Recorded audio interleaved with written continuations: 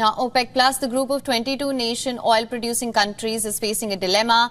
How much oil is too much oil? This question signifies the group's efforts to stabilize the oil market amid geopolitical uncertainties. An external review authorized by the cartel is expected to come out just with a report in June.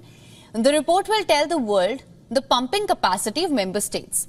Bloomberg sources say several countries are seeking to have their levels upgraded with a view to securing the right to pump more crude in 2024. The United Arab Emirates, Kazakhstan, Iraq, Kuwait and Algeria were among countries whose potential to pump more next year is under scrutiny. The OPEC and its partners have been restraining oil output in a bid to shore up crude prices. The 22-nation alliance is widely expected to prolong its current curves into the second half of this year. However, JP Morgan Chase and Company warns that the group could struggle to manage markets next year when demand growth is set to slow and rival supplies to climb.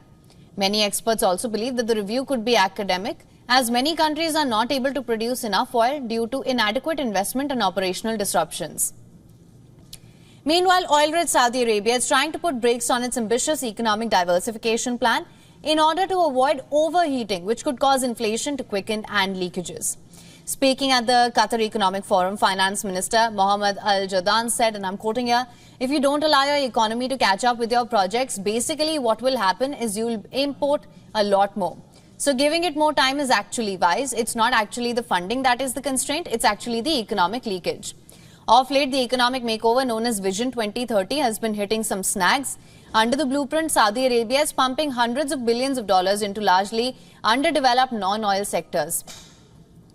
Al Jadaan expressed confidence that the kingdom will deliver on the plans despite the hefty price tag, as it derives more revenue from non-oil sources and takes a cautious approach in calculating its crude oil income.